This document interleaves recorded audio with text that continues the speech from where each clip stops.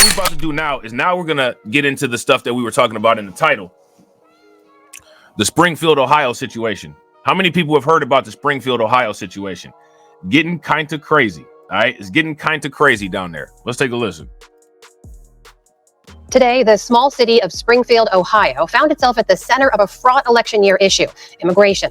Republican vice presidential candidate J.D. Vance claims that Haitian migrants in Springfield are, quote, draining social services and causing chaos. He's also repeated a baseless rumor, already debunked by city officials, about pets being abducted and eaten, a story amplified by right-wing media and Elon Musk online. Over the last 4 years, Springfield has seen its small population grow by over 20%, driven almost entirely by immigrants. William Brangham recently went to Springfield to understand how the city is coping. The sounds of Haitian Creole carrying across soccer fields, in grocery stores, in restaurants, dishing up the popular Haitian street food. Shout out to DeAndre. DeAndre says, Rob, how far are you from Springfield, Ohio? I'm pretty far, bro. If I'm not mistaken, I think Springfield, Ohio is like close to Central Ohio. I live in Northeast Ohio. You know what I'm saying? Ate Code. It's striking, hearing all this in the heartland of the United States, Springfield, Ohio. Springfield's a small blue-collar city with a familiar story. Much of the factory work left decades ago, and the residents followed. A community of more than 80,000 emptied out to less than 60. That is, until the last few years. Our churches, we see new people. In the pews. Yes, absolutely. Wes Babian was the pastor at First Baptist Church for almost 20 years. For years, we've lost people, but you hope somebody else will come and take their place. That hasn't happened here.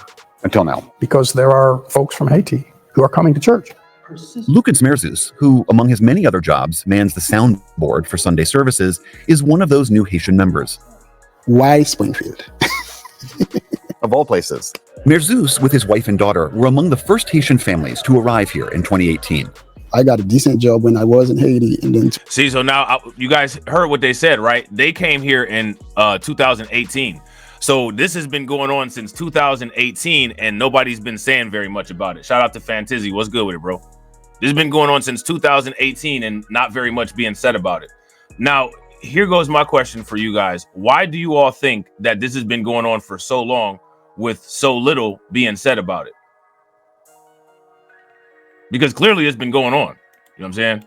It's been going on since 2018. They just said it in a report. Not too many people saying too much. Make sure you leave a comment after the video, Fantizzi, so I can rinse you up. Also, shout out to David Brown and James and I think Dwayne in here. You guys that have wrenches, and Unsunken One, make sure y'all leave comments so that I can get y'all wrenched up. Y'all know who y'all are. Whoever need a wrench, you know what I'm saying? Make sure y'all leave a comment. To make a difficult decision to leave, it wasn't easy. The reason they left is their home country is disintegrating. Protests and increasing violence in the Caribbean nation culminated in the assassination of President Jovenel Moïse in 2021. Since then, the country spiraled. Armed gangs currently control 80% of... They had your boy Barbecue right there. There's your boy Barbecue. Armed gangs currently control 80% of the capital, Port-au-Prince.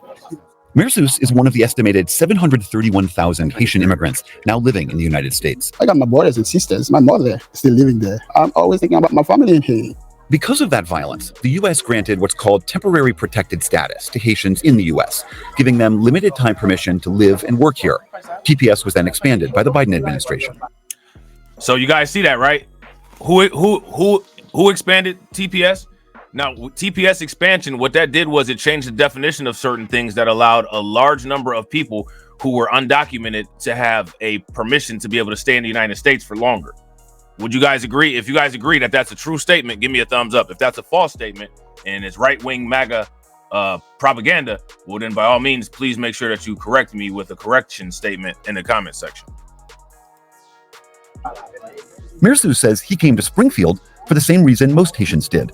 He heard that housing was cheap and jobs were plentiful. It started slowly. We had an application pool that was a little bit different. People coming to work here. People looking for jobs. What he's welding here again are welded axle components. Jamie McGregor is the CEO of McGregor Metal, which makes welded parts for the auto and farm industries. Right now, about 10% of his workforce is Haitian, over 30 employees. I wish I had 30 more. Our Haitian associates come to work every day. They don't have a drug problem. They'll stay at their machine. They'll achieve their numbers. They are here to work. And so in general, that's That's a stark difference from what we're used to in our. So that's that. Listen to him.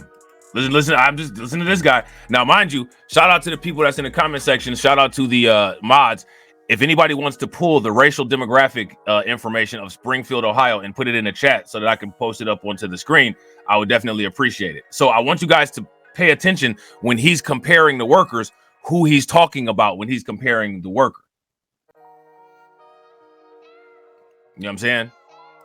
That's what we want to know. Shout out to James. James said, "Hey Rob, I need to know how I can get that simping song." Oh man, how could I get you the simping song?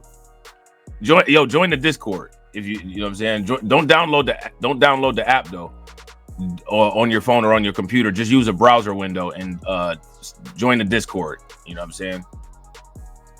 I'll probably figure out a way to get it to you in there. You know what I'm saying? Yeah, exactly. Shout out to Tetra. So that's a great question for everybody to talk about in the chat, right? What is he implying? What is he implying? Let's see what he said. Let's do it again. Most Haitians did. He heard that housing was cheap and jobs were plentiful. What started slowly, we had an application pool that was a little bit different. People coming to work here. People looking for jobs. What he's welding here again are welded axle components. Jamie McGregor is the CEO of McGregor Metal, which makes welded parts for the auto and farm industries. Right now, about 10% of his workforce is Haitian, over 30 employees. I wish I had 30 more. Our Haitian associates come to work every day. They don't have a drug problem. They'll stay at their machine. They'll achieve their numbers. They are here to work. And so in general, that's a stark difference from what we're used to in our community. McGregor. Now, this is why I want everybody to grab the racial demographics, because you're going to see what he's talking about. Shout out to Shamika Gray. Shamika Gray says he's saying that Black Americans have a drug problem and don't show up for work. Believe it or not, I actually disagree. I got this feeling, you know, because I'm a native Ohioan. I got this feeling that there's probably more Black migrants in Springfield than there are Black Americans. But there's far more white people than any other group of people in Springfield. And that's why it's important to look up the racial demographics there. So and this is why I want everybody to make sure that we know exactly what this guy is talking about. So let's get those racial demographics and see who he's talking about. Because if you pay attention and look around at that factory, you don't see a lot of Black people there. Where's some Black people at? Right. Shout out to Unsunken One. If this is what I'm saying, if you know your Ohio, if you know your American regions, if you know your demographics, what do I always tell y'all? I'm a native Ohioan, born and bred. I only grew up for the most part around Black people, Black Americans, and white people. That's how it is in the Steel Belt. That's how it is in the Midwest. The Midwest, where I'm from, everything they've been saying is true about all the factories. It's like that literally everywhere. Everywhere's got a factory story. You can go out to Warren, Ohio, Lordstown GM. You know what I'm saying? You can go out to Youngstown, Ohio, LTV Steel. LTV Steel left Ohio, Cleveland too. That's the reason why they call the Pittsburgh team the Steelers, because the steel factories out there. You know what I'm saying? Go to Cleveland, they got Steel Yard Commons. You know what I'm saying? This is all real. So who is the majority of the workers that he's talking about? Who got the heroin epidemic problem? That's who he's talking about.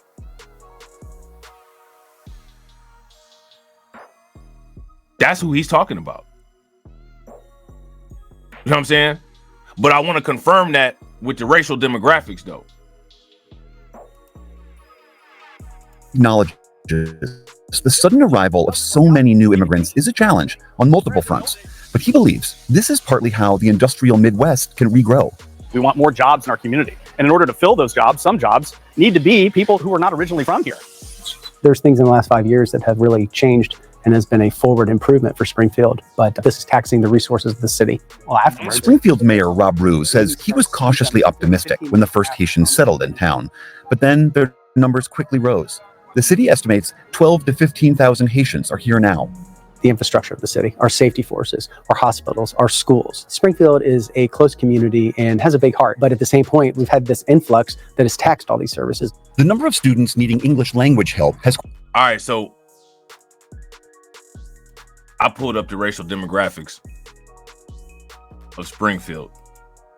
We're going to take a look at them real quick, and then we're going to get back to the video. If you guys haven't smashed the like button yet, take a moment, smash that like button. Also, if you guys haven't hit the bell yet, take a moment, hit that bell. All right.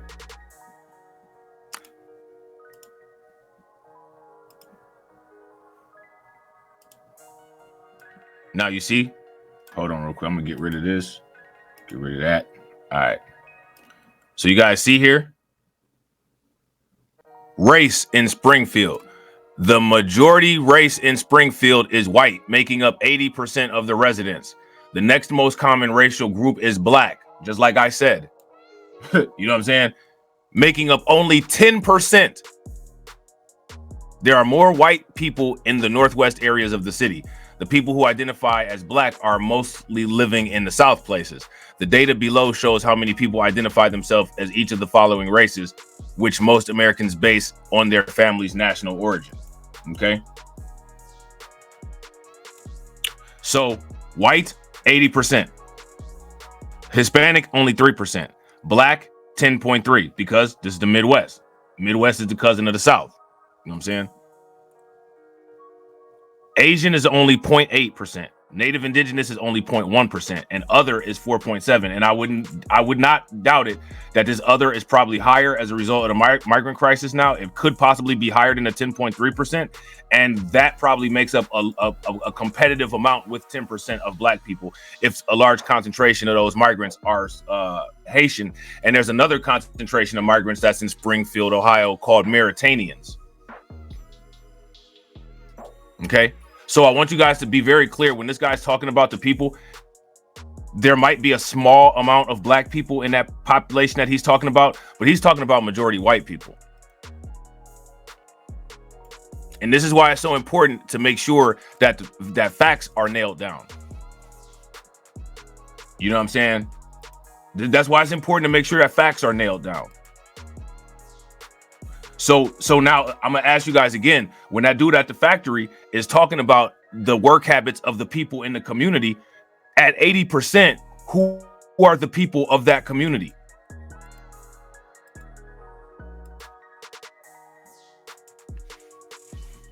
At 80%, who are the people in that community? For jobs, what he's welding here again are welded axle components. Jamie McGregor is the CEO of McGregor Metal, which makes welded parts for the auto and farm industries. Right now, about 10% of his workforce is Haitian, over 30 employees. I wish I had 30 more. Our Haitian associates come to work every day. They don't have a drug problem. They'll stay at their machine. They'll achieve their numbers. They are here to work. And so in general, that's a stark difference from what we're used to in our community. So now, effectively, what he's saying is that the black migrants are better workers than the people of that community.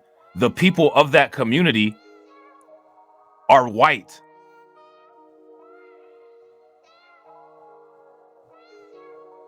Are we all acknowledging this and understanding that? If we're all acknowledging that and understanding that, give me a thumbs up in the chat. If you guys disagree or think that I'm cooning, then throw some coons in the chat or a thumbs down. McGregor acknowledges the sudden arrival of so many new immigrants is a challenge on multiple fronts, but he believes this is partly how the industrial Midwest can regrow. We want more jobs in our community. Yeah, facts. Shout out to AB, white people that love dog food. Now, somebody will say, oh, you're making a racial slur. You're saying you're associating white people with dogs. No, because if you know what dog food is, then you'll know that it was the manager of the factory that said that. The manager of the factory said that he's not used to employees without a drug problem. Dog food is heroin.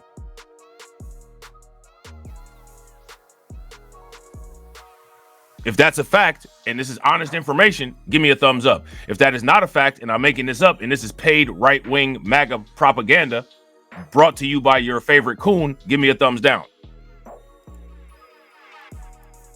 community. And in order to fill those jobs, some jobs need to be people who are not originally from here.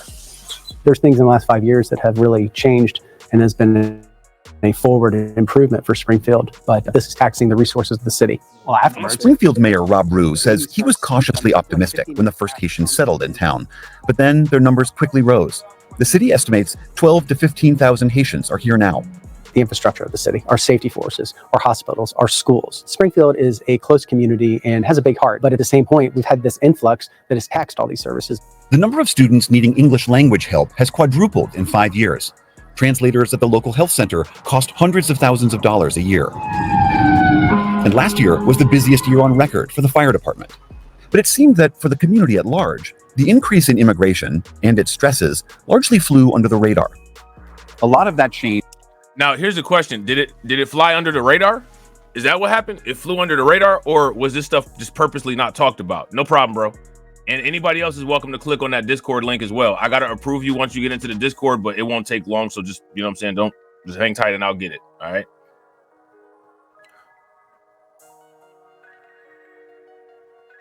Yeah. So now if you take a look, right, I want you guys to take a look.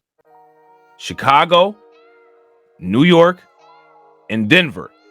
Denver's healthcare system almost collapsed. There's videos about that on this channel. How many people remember us talking about that? New York had a huge budget cut that they had to try to make. Right? Remember that. Now we got where we just talked about in Chicago, Brandon Johnson cutting the budget. Here's my question.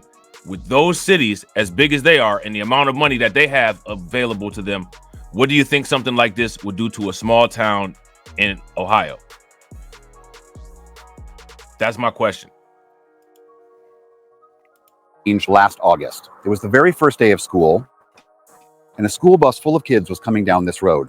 A driver coming in the other direction came around that bend, said he was blinded by the sun. He clipped the bus, and the bus ended up in this ditch.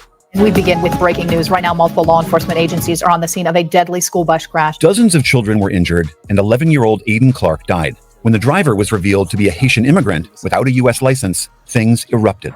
The majority of the Haitians here are low-skilled and they're illiterate. I want to know who's busing them in, who's responsible for that, and who can stop them from coming. Our concerns don't have anything to do with racism. They have to do with lack of affordable housing. For the past few months, Springfield resident and former journalist William Monaghan has been a fixture at City Commission meetings. He helps run a Facebook group that's become a clearinghouse for locals' concerns about the Haitians, where people complain about everything from reckless driving to higher rents. Do you shop in Springfield? No. Do you drive the streets of Springfield? No. So now, do you guys remember? One thing that I've been consistent about talking about as far as the migrant crisis goes has been the impact on car insurance prices, and I don't understand how the insurance hasn't gone up. If you're giving undocumented people driver's licenses and they're able to drive cars, I don't know how these people are getting insured. And if they're getting insured, the insurance prices got to be sky high. So how are they paying for it? And what are they doing to deal with the uninsured migrant motorist situation that is now a reality as a result of any of this? Nobody has said anything. They haven't mentioned anything about it. But increasing car accidents has indeed been a huge problem, especially down in a lot of border states. Where there's these high-speed chases of migrant caravans. All kinds of accidents and different things like that. Shout out to everybody watching, man. I appreciate you guys. We are on the 1-to-1 ratio right now. We got 27 people watching and we got 27 likes. That's what's up. Throw them hundreds in the chat. And also, if you haven't smashed that like button, take a moment, smash that like button. If you haven't hit the bell and subscribed, hit that bell. And also, please share the stream to your social media. And if you've done all that and you're still enjoying the content, throw some flames in the chat. Do you consider that Springfield is your home? No. Are your kids safe in school? No. They're talking about, I got kicked out of my house because the rent went way up. My insurance has gone way up. I don't feel safe in the stores anymore. With maybe a couple exceptions, it's never a race issue, but they want to make it sound like a racial issue so they can demonize us and ignore our concerns. This dude is just being a clown. I don't think anybody said anything as far as the Haitians go in Springfield as far as being a race issue. Anytime white people start harping on stuff like this, it's just white. This is what white guilt looks like. This is what white guilt looks like. Nobody's even said anything about race. I thought there was no such thing as race. We talking about nationalities here. If you were talking about any other group, we will be talking about that. Now, you want to know something racial about this crisis situation? Trump and all of these white people haven't said anything about the Romanian migrant crime rings that have been coming in through the northern border. That hasn't been mentioned at one Trump rally. It hasn't been mentioned anywhere. News Nation hasn't. Well, News Nation has actually touched it. You know what I'm saying? But Fox hasn't really talked about it much. There's been a Romanian crime ring in Texas stealing things. Nobody said anything about it. So all this babbling and sitting up here talking about race, nobody even thought about race until you decided to start bringing race up. Because again, who's the people that's the race obsessed people? Well, the ones who've enriched themselves based on the concept of race. So I don't think anybody has said anything about that. And in terms of quote unquote racism, the only people that have been talked about in terms of racism with the migrant crisis is the treatment of the Haitian migrants by the Biden administration, not by any of the cities. So this is just babble. This is just Neander babble. If you guys would agree, give me a thumbs up. If you guys would disagree, give me a thumbs down. And this is the stuff that people don't want to hear. Nobody cares about that. I don't care about you. I don't care about your white guilt. You got a problem with the migrants? It makes sense. Nobody said anything about race. We talking about migrants. And this is what I'm saying about a lot of these people fail to understand the concept of race that their ancestors created. It's ridiculous. This is dumb. If you guys would agree that this is dumb, give me a thumbs up. If you guys would disagree that this is not dumb, then give me a thumbs down.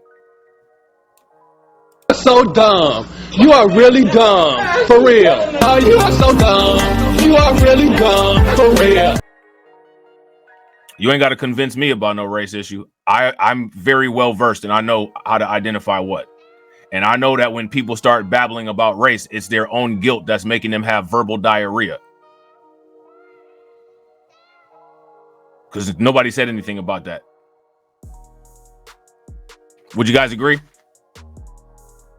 And if you ask me, like the way that I just said that, that's the kind of stuff that needs to be said to people and said to their face to get people to understand, especially when people just start bringing this kind, like they start talking about this kind of stuff.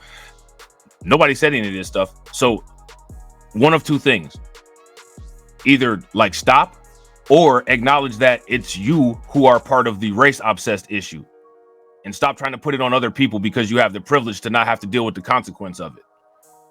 You know what I'm saying?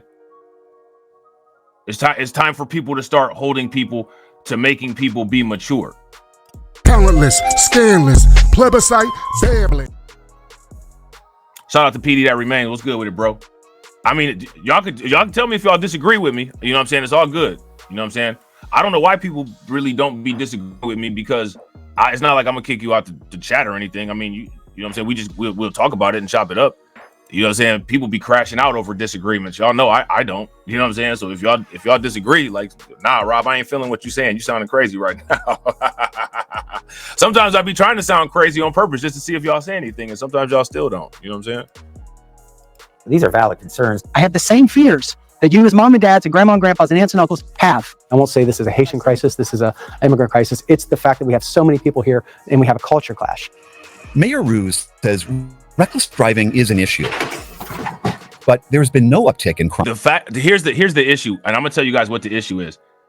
The issue is that white people are the ones that have the race issue. As a black American, yes, we see Haitians as black, but we understand that they're a different culture. It's literally the same way as a white American would look at a Russian from Russia, right? We understand that we're the same race, but culturally we might have some differences. There's nothing wrong with that. That's perfectly fine. It's not a crime. It's okay. You know what I'm saying? But white people have this race sensitivity where if they're talking about Haitians, they project this weirdness onto everybody, like, well, everybody's going to call me a racist because I'm criticizing this person because they're Haitian. Nobody's, this is a problem that you all created that you all need to hash out and deal with, but don't project the problem that you created onto everybody else, because nobody's crashing out over this or calling it racist, except for, like they like to say all the time, Democrats. But see, the problem also is that white people and white media have fallen comfortable into merging the identity of black people and Democrats. So now you have unresolved race issues as well as political entanglement that is too complicated for your simple minds to deal with. Not our problem. Not our problem. It's not our problem. And it's not our duty to have to make people feel comfortable because they have not had to deal with this kind of stuff. It just is what it is. You know what I'm saying? We get it together, talk about this stuff, and keep it pushing. You know what I'm saying? Crime related to the immigrant population.